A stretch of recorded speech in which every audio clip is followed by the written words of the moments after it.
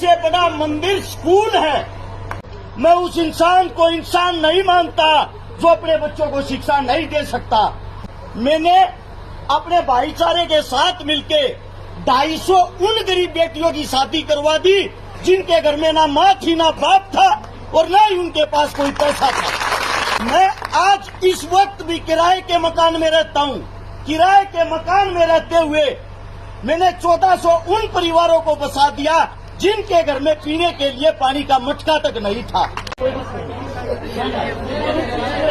माफ सुना दो मेरा काम।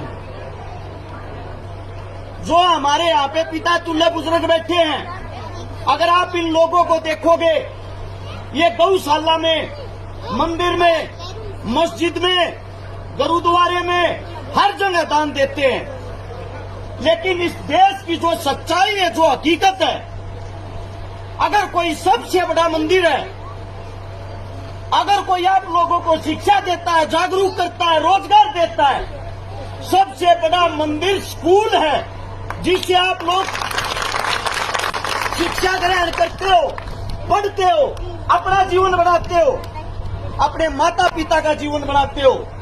मैंने उस गरीबी से पढ़ा, मैंने अपने बड़ों से शिक्षा ली। मेरे साथ में खड़ा है मेरा बड़ा भाई जिनका नाम है दम्मल फौजी पीपली।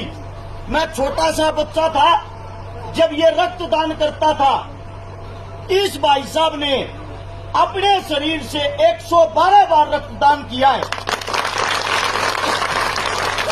और हिंदुस्तान के अंदर टीम बना के कई लाख लोगों को खून दे के उनकी जान बचाई है।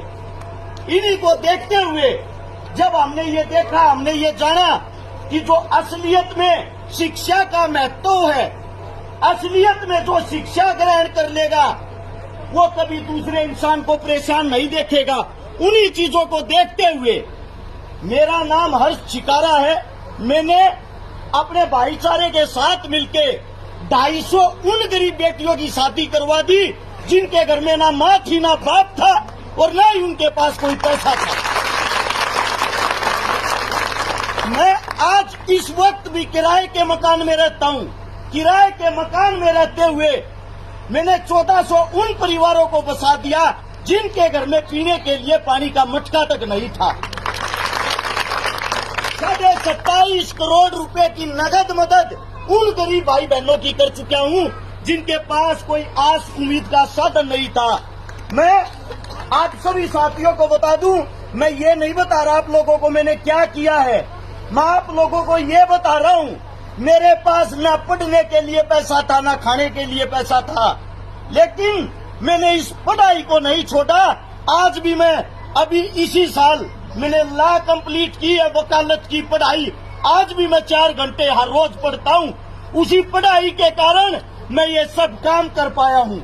इसीलिए मेरे छोटे बच्चे, प्यारे बच्चों से, माताओं बहनों से और यहाँ जो मेरे पिता तुल्य बुजुर्ग बैठे हैं उनसे एक विनती है, जितना रुपया, जितना पैसा आप मंदिर में देते हो, मस्जिद में देते हो, गुरुद्वारे में देते हो, जिस दिन इतना पैसा आप इस विद्यालय में लगा दोगे, आपके ही बीच से कलेक्टर निकलेगा, आपके बीच का एसपी होगा, डीसी होगा, आईएएस होगा।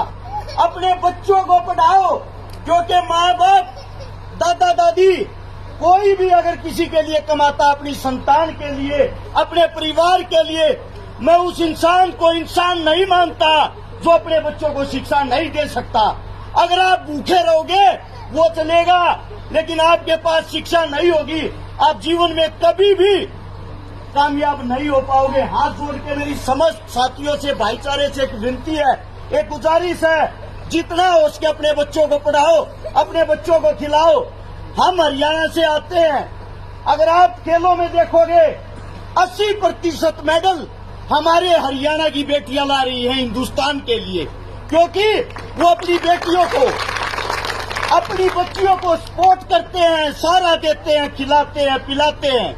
हम अपनी जमीन बेचकर, जिसको हम माँ कहते हैं ना जमीन को, उस जमीन को बेचकर अपने बच्चों को पढ़ाते हैं, अपनी बेटियों को पढ़ाते हैं। इसीलिए हमारे मेडल आते हैं और वहां से ताकतवर, वहां से जिंदा दिल इंसान मेरे प्यारे राजस्थान के हैं। जिस दिन आप अपने बच्चों पर ध्यान देना शुरू कर दोगे, सबसे ज्यादा मेडल, सबसे ज्यादा खेल कूद में, शिक्षा में आपके बच्चे होंगे। अब आप लोगों को तय करना है, आपने अपने बच्चों का भविष्य बनाना है या अपने बच्चों का भविष्य बिगाड़ना है।